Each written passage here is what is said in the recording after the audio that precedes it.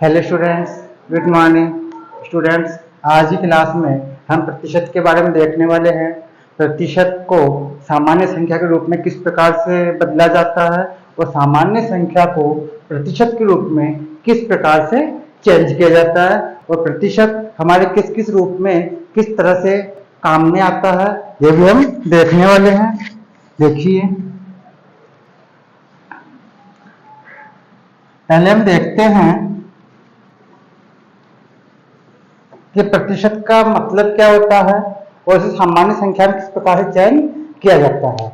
मान लीजिए आपके पास लिखा हुआ 25%, ये प्रतिशत का चिन्ह होता है, ठीक है। तो यदि किसी भी संख्या के आगे प्रतिशत का चिन्ह लगा हुआ हो तो इसका अर्थ ये होता है तो इसके बट्टे में आपको क्या करना, 100 करना, मतलब 100 करना। इसका अर्थ ये होता है 25% का मतलब होता है 25/100, ठीक है। किसी भी संख्या के आगे प्रतिशत का साइन लगा हुआ हो इसका अर्थ ये होता है कि उसके बट्टे में, मतलब उसके नीचे आपको क्या करना, 100 करना। इस लाइन का अर्थ होता है बट्टे की लाइन, और ये जो 2 बिंदी लिखी हुई है इसका अर्थ है 00, ठीक है। ये प्रतिशत का साइन होता है इस तरह से, तो जिसकी वजह लगा हुआ उसके नीचे 100 करना है। अब इसको आप काट लीजिए, ये दोनों को आप एक ही संख्या से काट सकते हैं।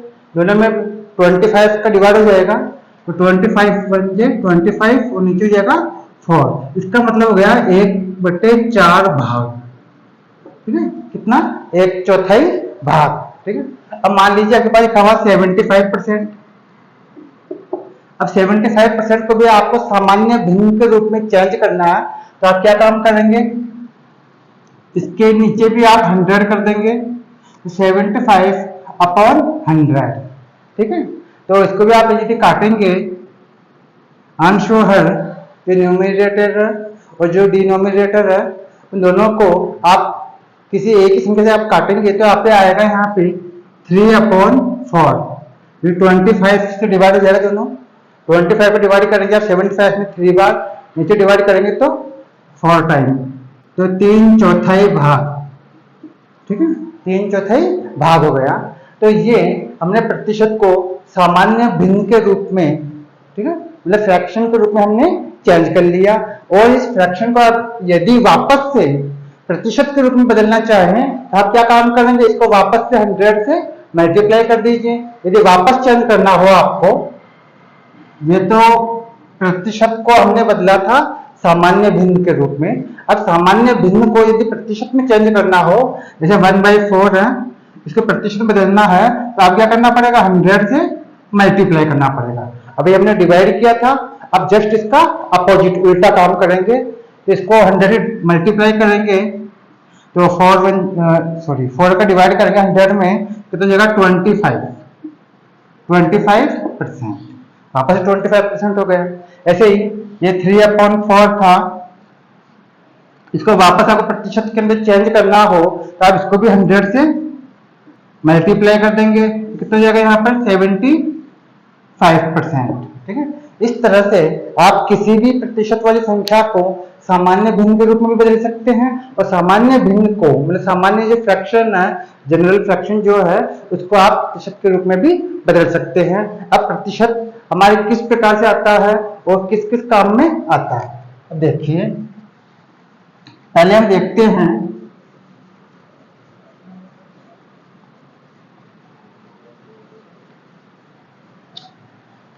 डिस्काउंट के रूप में प्रतिशत किस प्रकार से आता है, ठीक है। डिस्काउंट फर्स्ट देखते हैं हम। पहले मैं लिया छूट, जिसको हम बोलते हैं डिस्काउंट,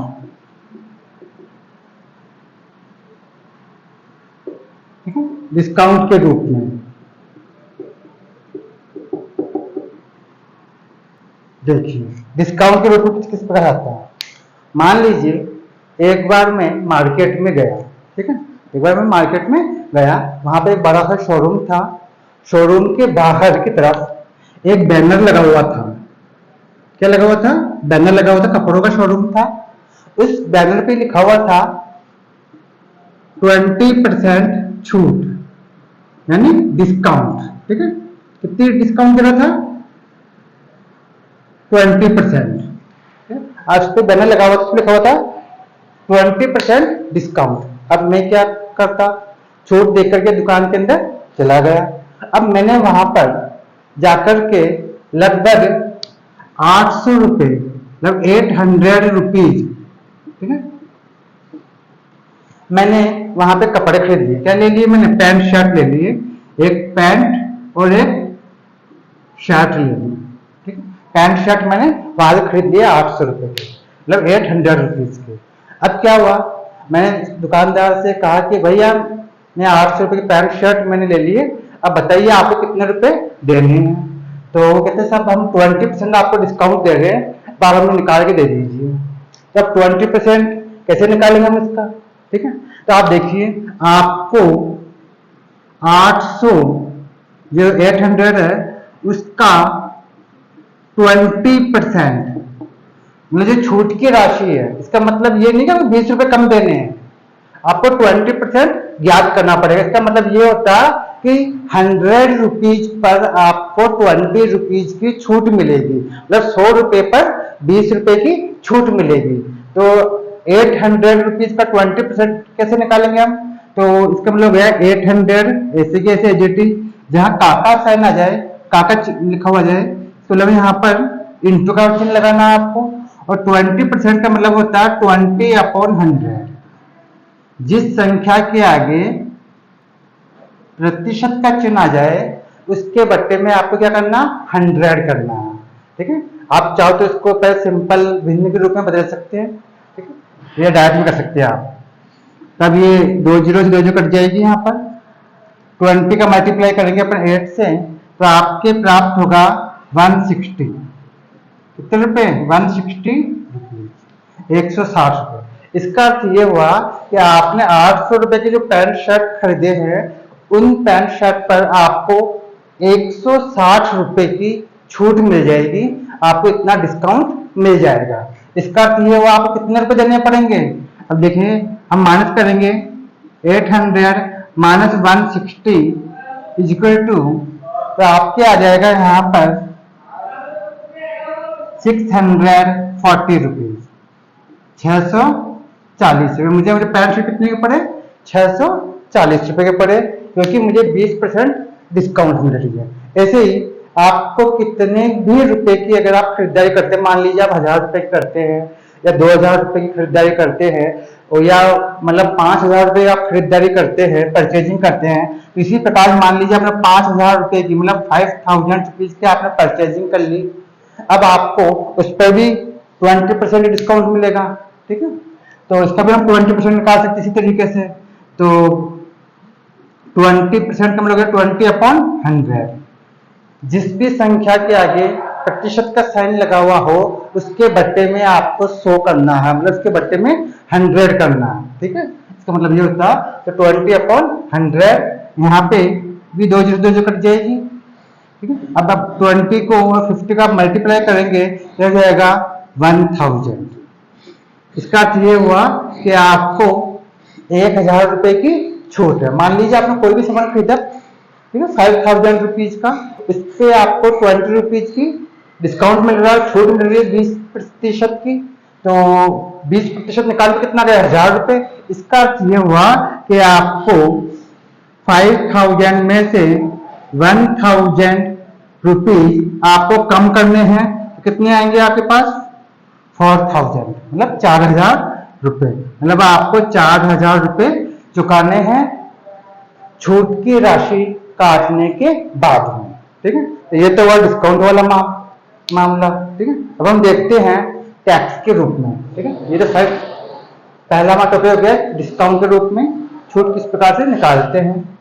अब सेकंड पे आते हैं हम, ये टैक्स के रूप में कैसे चुकाते हैं। कई बार में टैक्स के रूप में भी चुकाना पड़ता है पैसा, ठीक है। देखिए सेकंड, टैक्स के रूप में, ठीक है, टैक्स के रूप में, ठीक है। अब देखिए, मान लीजिए मैं एक दिन मार्केट जा रहा था, मुझे एक एलईडी टीवी खरीदना था। तो मैं एलईडी टीवी खरीदने के लिए शोरूम पे गया। तो मैंने अगर उस दुकानदार वाले भैया से कहा, भैया मुझे एक एलईडी टीवी चाहिए। तो उन्होंने मुझे एक एलईडी टीवी दिखाया, जिसकी कॉस्ट थी, जिसकी जो प्राइस थी वो थी कितनी, 10,000, 10,000 रुपये।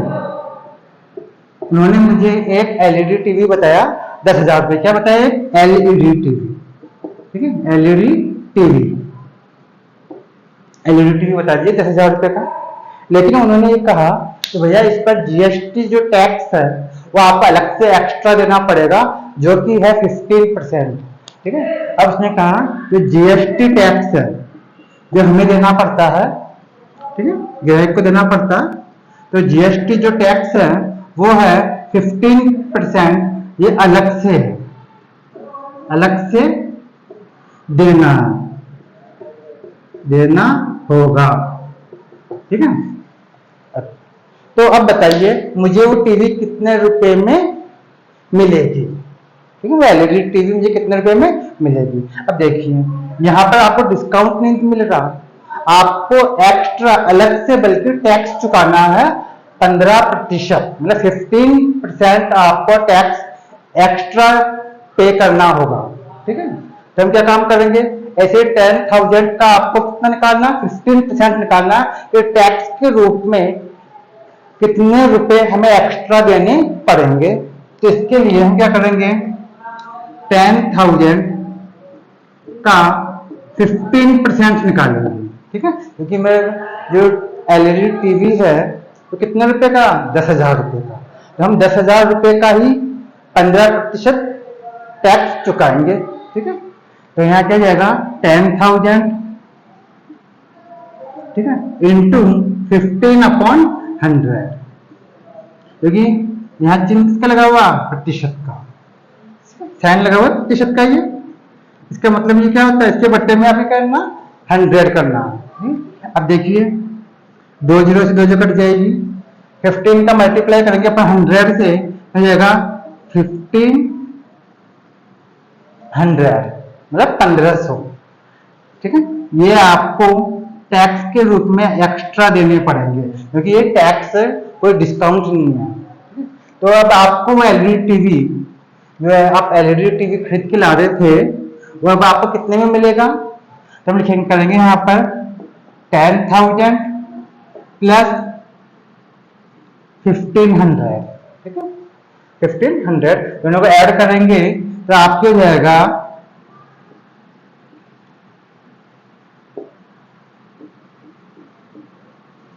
11,500 रुपीज, मतलब 11,500 रुपये। मतलब 10,000 का तो आपका एलईडी टीवी था ही, इसके अलावा आपको 1,500 मतलब 1,500 रुपये आपको एक्स्ट्रा जीएसटी के रूप में देने पड़ेंगे। ये जीएसटी टैक्स होता है जो हमें देना पड़ता है कोई भी सामान खरीदते हैं तो उसके ऊपर। तो इस प्रकार से ये टैक्स के रूप में भी आपके प्रतिशत काम में आता है। अब देखिए खैर एक और बताऊं मैं आपको किस रूप में आता है टैक्स।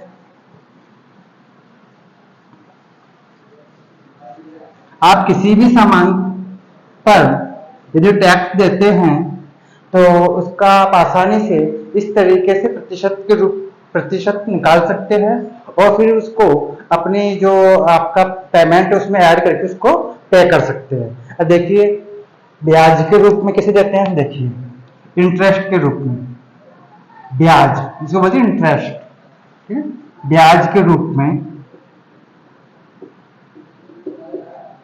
अब देखिए मान लीजिए एक बार क्या हुआ कि मुझे कोई एक मोटर बाइक खरीदनी थी, एक या मशीन मान लीजिए मुझे एक मशीन खरीदनी थी, ठीक है। अब वो मशीन जो मुझे खरीदनी थी, जो मशीन थी मेरी, ठीक है, उसको खरीदने के लिए मुझे चाहिए 500,000 रुपीज, 5,000 रुपए की मेरी मशीन है कोई, ठीक है, जो मुझे खरीदनी है, ठीक है।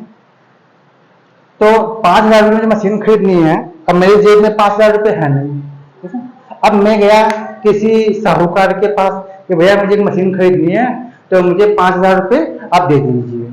तो साहूकार ने मुझे ये कहा कि भैया मैं आपको मशीनरी खरीदने के लिए 5,000 तो दे दूंगा, लेकिन 10 रुपये सैकड़े के हिसाब से ब्याज आपसे वसूल करूंगा 1 साल का, ठीक है। उसने कहा 10 रुपये सैकड़ा, पहले के लोग ऐसे बोलते थे इसको, सैकड़ा, ठीक है। 1 वर्ष का ब्याज का, 1 वर्ष का ब्याज, ठीक है, लेना उसको, तो 10 रुपये सैकड़ा। अब 10 रुपये सैकड़े का मतलब क्या होता?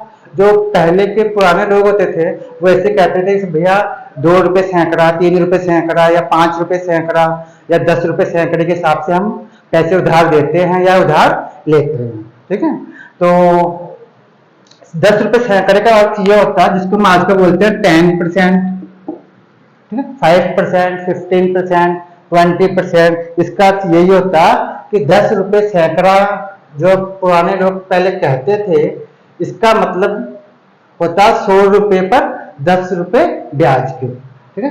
इसको हम बोलते हैं आजकल 10%। आजकल हम साइन लगा देते हैं प्रतिशत का इस तरीके से, इसका मतलब 10 रुपये सैकड़ा ही होता है, ठीक है। अब मैंने 5,000 रुपये उधार ले लिए, अब 1 साल का टाइम दिया, तो बताइए 1 साल बाद मुझे कितने रुपए चुकाने होंगे, ठीक है। अब मैंने पैसे कितने उधार लिए थे? 5,000, मतलब 5,000। अब 5,000 रुपए का आपको 10%, मतलब 10% आपको ब्याज चुकाना, तो मुझे पहले ब्याज की राशि निकालनी होगी कि कितना ब्याज मेरा बनेगा, ठीक है। अब देखिए मुझे 5,000 रुपीज का 10% निकालना है। इसका 10% मतलब 10% कितना होता है, मतलब मैं ब्याज के रूप में कितने रुपए चुकाने पड़ेंगे। तो क्या करेंगे हम, 5,000 इंटू 10/100, इसके आगे साइन लगा हुआ था प्रतिशत का, इसलिए मैंने इसके बट्टे में कर दिया 100 कर दिया। अब 2 कट जाएगी, तो यहां जाएगा मल्टीप्लाई करने पे 50 को और 10 का मल्टीप्लाई करेंगे तो गया 500 रुपीज, मतलब 500 रुपये। इसका अर्थ ये हुआ कि मुझे जब साहूकार के पास जाऊंगा तो उसे 5,000 रुपये तो मैं दूंगा ही, भाई 5,000 जो रुपीज आपने उधार लिए हैं ये तो आपको देने ही देने हैं, इसके अलावा आपको 500 रुपीज जो आपका ब्याज बनता है वो राशि भी आपको देनी होगी, और इस प्रकार से आपको 5,500 रुपीज आपको टोटल चुकाना है, ठीक है। तो आपको 5,500 रुपये साहूकार को चुकाने होंगे जो आपने उधार ली थी उसके हिसाब से। तो इसमें 500 रुपये आप क्या हो गए, ब्याज के भी हो गए, और ये आपका मूलधन हो गया जो आपने उधार लिया था, ठीक है। तो इस तरह से मैं समझता हूं शायद आपको स्टूडेंट ब्याज प्रतिशत निकालना आ गया होगा, ठीक है। अब हम देखते हैं कि प्रतिशत के रूप में किसी संख्या को चेंज कैसे करते हैं, ठीक है, वो भी देख लीजिए।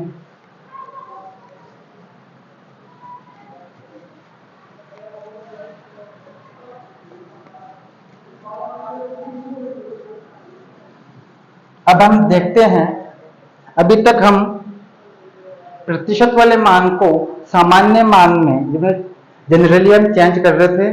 अब हम क्या करेंगे, जो सामान्य मान है इसको प्रतिशत के रूप में कैसे चेंज करते हैं, ठीक है।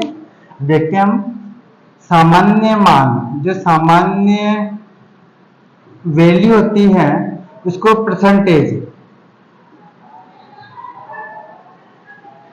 मतलब प्रतिशत, ठीक है, में बदलना। अब वो कैसे बदलते हैं ये भी आप देखो, देखिए मान लीजिए कई बार आप देखा होगा, भी आपके एग्जाम भी हुए थे थोड़ा टाइम पहले, तो एक स्टूडेंट है जिसने 600 में से, कितने में से, 600 अंकों में से 420 अंक प्राप्त किए, कितने अंक प्राप्त किए? 420 अंक प्राप्त किए। ठीक है, ये कोई स्टूडेंट है, टोटल उसने 6 सब्जेक्ट के पेपर दिए। ठीक है, तो 6 सब्जेक्ट के पेपर दिए, प्रत्येक पेपर 100 अंकों का था। इस तरह से टोटल मिलाकर के 600 नंबर हो गए, 600 हो गए। और 600 मतलब 600 में से उस किसी स्टूडेंट ने 420 मतलब 420 मार्क्स उसने प्राप्त किए। अब बताइए उसकी कितनी परसेंट प्राप्त की, मतलब उसकी प्रतिशत कितने प्रतिशत उसकी बनी है।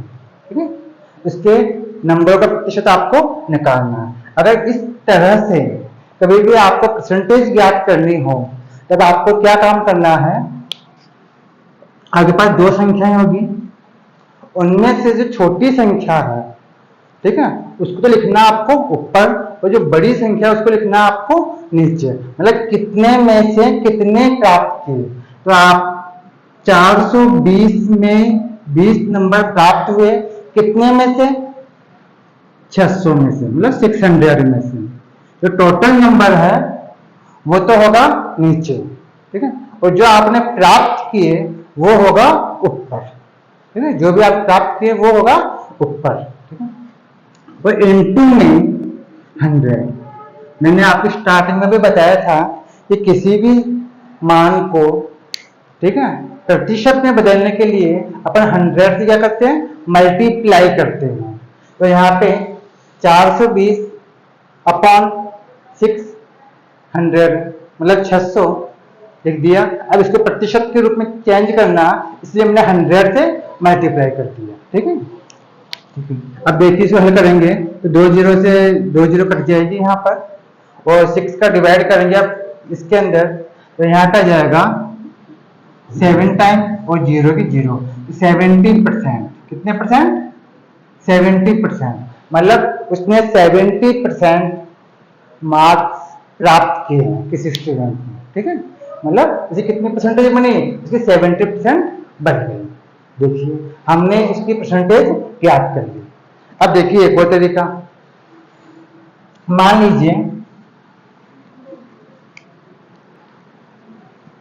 लीजिए किसी क्लास के अंदर, ठीक है, किसी क्लास के अंदर 80 मतलब 80 छात्र थे। कितने छात्र थे? 80 छात्रों में से, मतलब 80 मतलब 80 छात्रों में से 60 छात्र पास हो गए। क्या हुए? पास हुए। तो पास हुए छात्रों का प्रतिशत ज्ञात कीजिए, मतलब कितने प्रतिशत छात्र पास हुए। ठीक है, ठीक, तो लिखेंगे, तो बताइए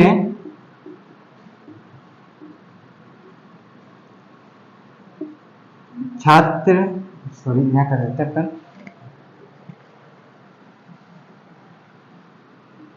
कितने प्रतिशत, ठीक है, छात्र पास हुए यानी उत्तीर्ण हुए। आप उसको प्रतिशत में बदलना है। ठीक है, अब देखिए आपको टोटल स्टूडेंट कितने थे? 80, ठीक है, 80, और पास कितने हुए? 60, मतलब 80 में से 60 छात्र क्या हुए? पास। ठीक है, तो जो बड़ी वैल्यू है वो हमेशा नीचे और छोटी वैल्यू ऊपर, या ऐसे समझ लीजिए आप, जो टोटल नंबर है वो हमेशा नीचे और जो आपको प्राप्त हुए हैं वो ऊपर। तो 80 में से 60, इसका मतलब ये हुआ 60 तो आएगा ऊपर और 80 आएगा नीचे। 60 तो ऊपर और 80 नीचे। मान लीजिए आप क्लास टेस्ट के बाद देते हैं, तो मान लीजिए आपके 10 नंबर का टेस्ट होता है, तो आपको नंबर किस प्रकार आते हैं? 3/10, 5/10, ठीक है, या 3/20। इसका अर्थ ये होता है 10 में से 5, या 20 में से 3, या 10 में से 3। ठीक है, इसका मतलब ये हुआ कि टोटल जो नंबर होते हैं वो नीचे लिखे जाते हैं, और जो नंबर आपने प्राप्त किए हैं, जो आपके प्राप्तांक है, उसको हमेशा ऊपर लिखा जाता है। ठीक है, इस तरीके से। तो यही तरीका आपको यहाँ पे फॉलो करना कि टोटल स्टूडेंट कितने थे 80, तो उसको लिखा हमने नीचे। अब पास कितने हुए उनमें से 60, तो 60 लिखा मैंने ऊपर।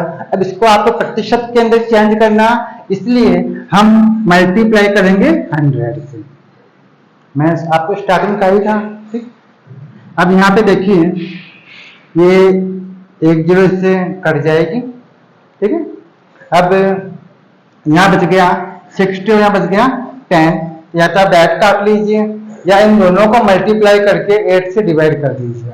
तो इन दोनों को मल्टीप्लाई कर लो, तो जो भी संख्या है उसमें आप 8 का भाग दे लीजिए। देखिए कैसे करेंगे अपन, 60 का मल्टीप्लाई करेंगे 10 से, हो जाएगा 600। ठीक है, इसमें 8 का डिवाइड करेंगे। ठीक है, तो यहाँ जाएगा 64 है, तो 56। यहाँ बचे कितना 4, यहाँ हो गया 0 और यहाँ जाएगा 5, यहाँ जाएगा 40।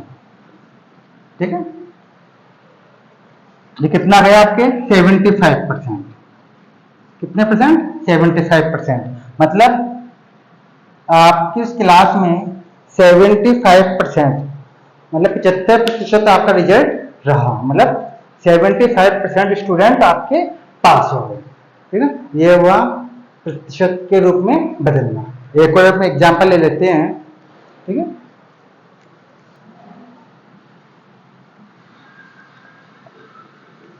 शायद समझ में आ गया होगा आपको। एक और हम एग्जाम्पल लेते हैं। मान लीजिए एक कोई गांव है। ठीक है, एक कोई गांव है, मेरा गांव है ये, मान लीजिए मेरे गांव में 10,000 लोग रहते हैं। कितने लोग रहते हैं 10,000, 10,000 लोग इसमें रहते हैं।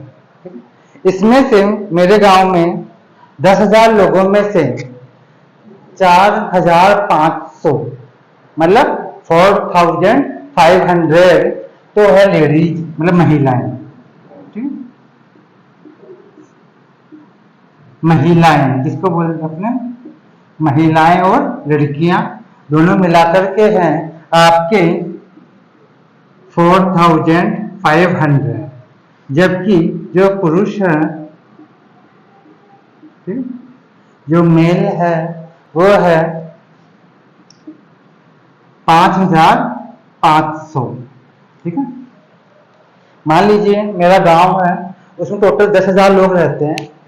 10,000 लोगों में से, ठीक है, 4,500 तो महिलाएं रहती हैं और 5,500 मेरे गांव में पुरुष रहते हैं। तो बताइए महिलाओं का तो प्रतिशत कितना है, मतलब कितने प्रतिशत तो महिलाएं रहती हैं और कितने प्रतिशत पुरुष रहते हैं। ठीक है, दोनों का मुझे प्रतिशत ज्ञात करना है। ठीक है, अब पहले हम निकालते हैं महिलाओं का प्रतिशत। इसका महिलाओं का प्रतिशत, अब देखिए महिलाओं का प्रतिशत किस प्रकार निकालेंगे। देखिए महिलाएं कितनी है 4,500, 4,500। ठीक है, टोटल लोग कितने हैं, मतलब ये 4,500 जो महिलाएं हैं कितने में से हैं 10,000 में से। ठीक है, तो टोटल जो लोग थे, टोटल पॉपुलेशन जो थी मेरे गांव की वो कितनी थी 10,000, तो 10,000। ठीक है, अब इसको प्रतिशत में चेंज करना, जो महिलाओं की संख्या थी उसको प्रतिशत में चेंज करना है, तो क्या करेंगे इंटू में 100, इंटू में हमने 100 कर दिया। तो यहाँ पे देखिए आसानी से 2 0 से 2 0 कट जाएगी, 2 0 से 2 0 ये कट जाएगी, तो कितना बच गया आपके पास में 45%। ठीक है, मतलब 45%। तो आपके गांव में जो महिलाओं का प्रतिशत है वो है 45%। अब इसी तरीके से आपको जो पुरुष है, पुरुषों का प्रतिशत ये निकालना है। किस प्रकार निकालेंगे हम, आपके गांव में कितने पुरुष हैं 5,500 अपॉन टोटल कितने लोग हैं, मतलब 5,500 जो आदमी है वो कितने पॉपुलेशन में से हैं, कुल पॉपुलेशन कितनी है 10,000, टोटल 10,000 लोग हैं, इनटू में 100, क्यों, क्योंकि मुझे प्रतिशत के रूप में चेंज करना है, ठीक है, इसलिए। तो यहाँ पे भी बड़ी आसानी से कट जाएगा, 2 जीरो से 2 जीरो कट जाएगी, इन 2 जीरो से 2 जीरो काट देंगे, कितना बच जाएगा यहाँ पे 45%, सॉरी 55%, ठीक है, 55%, यानी मेरे गांव में 55% यानी 55% तो क्या है, पुरुषों की आबादी है, जबकि 45% महिलाओं की आबादी है, ठीक है। स्टूडेंट्स, मैं समझता हूँ शायद आपको प्रतिशत के बारे में कुछ जानकारी मिली होगी, ठीक है। आज की क्लास में इतना ही, नेक्स्ट क्लास में हम फिर मिलेंगे नए टॉपिक के साथ, ठीक।